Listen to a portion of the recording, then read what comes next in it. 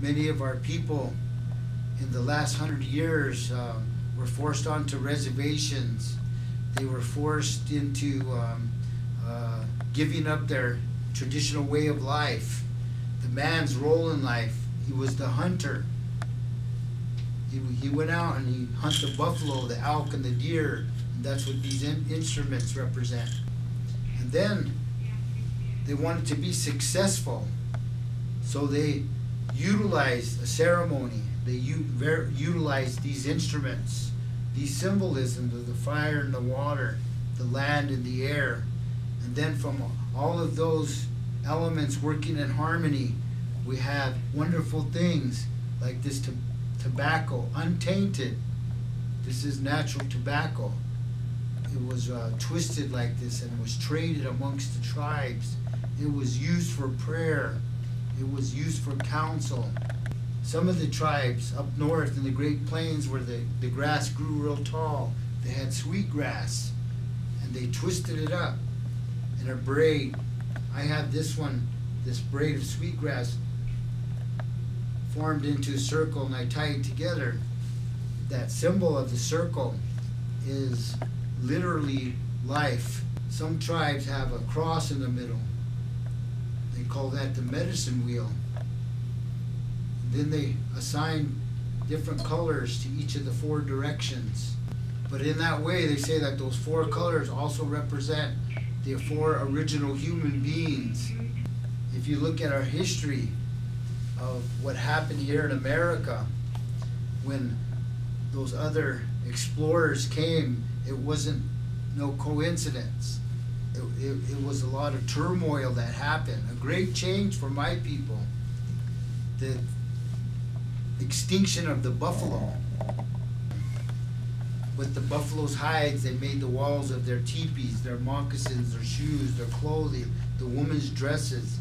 Instruments like this drum here that I used, that sang a song at the beginning of my presentation here.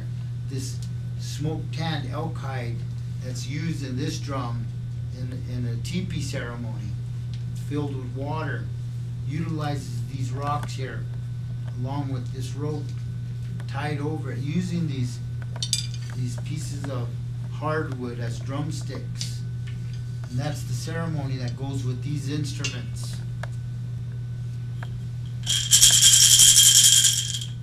Along with our representation of the animal world, the plant world, the mineral world, the cedar that we burn that comes from the evergreen trees. Their languages were developed, evolved from the spiritual side of life, came from Mother Nature. So our languages are very special to us.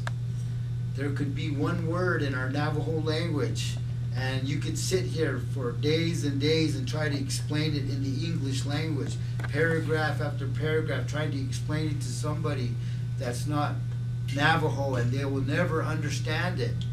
That's how precise and how deep our words in our Navajo language go. And my Navajo language, the Diné people, our linguistic family is what we call today Athabascan. They say that 2 of the most difficult languages to try to learn on the face of this earth, of all the different languages that have been studied, the Navajo and the Hopi Pueblo are the 2 hardest languages to learn if you were not brought up in that community, in that household. Our grandparents used to tell us, and I've heard other people tell the stories of the philosophies of our elders. They say it's hard enough to get along with somebody even from your own native tribal group. Just think how hard it's going to be somebody outside of your own people. Say, think about those children. If you have children in this world, they're not going to know which way to turn. They're not going to know which belief system to follow. They're going to be drawn towards one way, but somebody's going to say, hey, you don't look Indian, you don't look Native, how come your skin's that color? So those kind of things that my ancestors and my wife's grandparents used to tell her those things to try to help her some way in life. So you have to have some type of vision for the future, and that's what these instruments do for us. And these things that I'm talking about relate to our ceremonies. We talk about all those wonderful things of four. That's the water and fire, those opposites, the land and the air.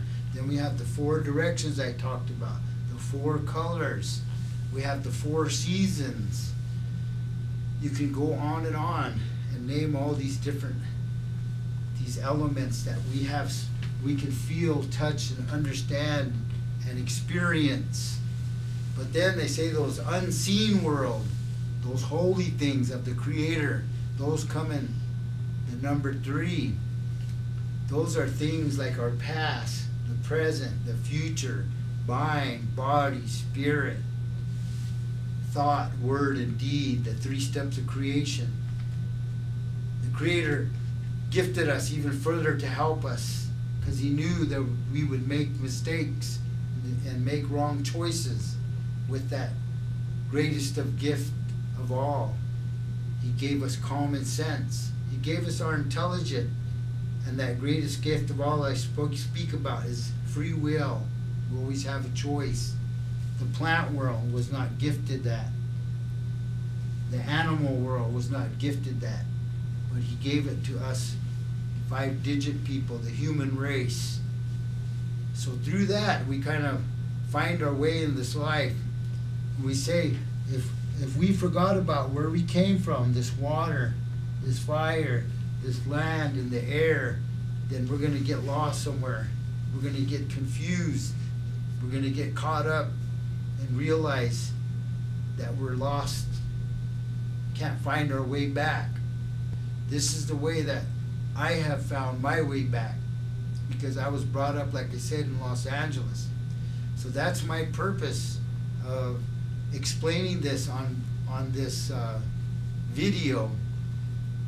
My intention is not to become rich. My intention is not to sell my culture. My intention is to try to educate therapists, counselors that come across my Native brothers and sisters, so they might better understand how to treat them, how to help them. And myself, that's been my purpose in my life. I've had family members, including myself, that got lost in those things like substance abuse. So it wasn't until I turned back to my culture is how I found my way back. And then through creating that relationship with the Creator on my own is how these things came to me.